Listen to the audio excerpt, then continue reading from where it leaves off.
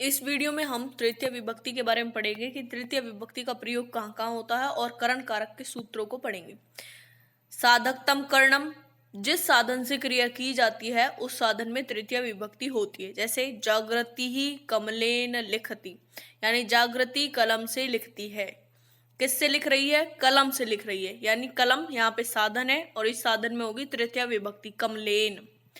कृत करण योश्य तृतीया, कर्मवाच्य और भाववाच्य के कर्ता तथा करण में तृतीय विभक्ति होती है। येनांग विकारः तृतीया, शरीर के जिस अंग में विकार है उस अंग शब्द में तृतीय विभक्ति होती है। जैसे अक्षणा कान है, आंख से काना है, यानी विकार कौन से अंग में है? आंख में, तो आंख में कौन सी विभक्ति होगी? तृतीया।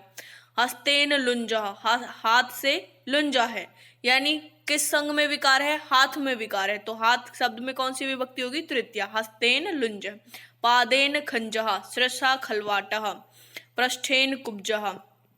सहयुक्ते अप्रधाने, सह साकम सार्धम समम शब्दों के योग में अप्रधान में तृतीय विभक्ति होती है। जैसे पुत्रेण सह आगतः पिता, पुत्र के साथ पिता आया। सह के योग में तृतीय विभक्ति होगी, पुत्रेण में तृतीय विभक्ति है। जिस लक्षण से किसी का ज्ञान हो उस लक्षणवाची शब्द में तृतीय विभक्ति होती है। जैसे सह जटाभि तापसः प्रतीयते, वह जटाओं से तपस्वी लगता है, यानी किससे तपस्वी लग रहा है? जटा से, तो जटा में कौन सी विभक्ति होगी? तृतीय विभक्ति होगी, जटा भी।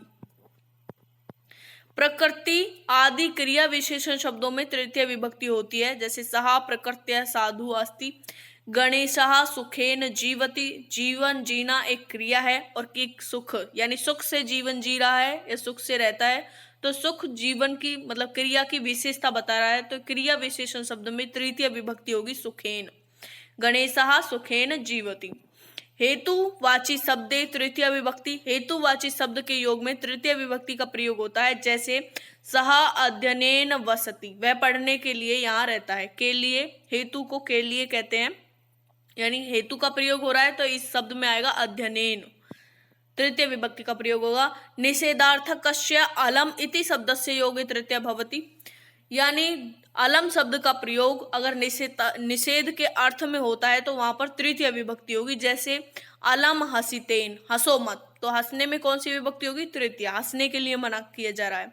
अलम विवादेन, विवाद मत करो, लड़ाई मत करो, किसके लिए मना किया जा रहा है? लड़ाई के लिए, तो उसमें कौन सी विभक्ति होगी? तृतीय, विवादेन।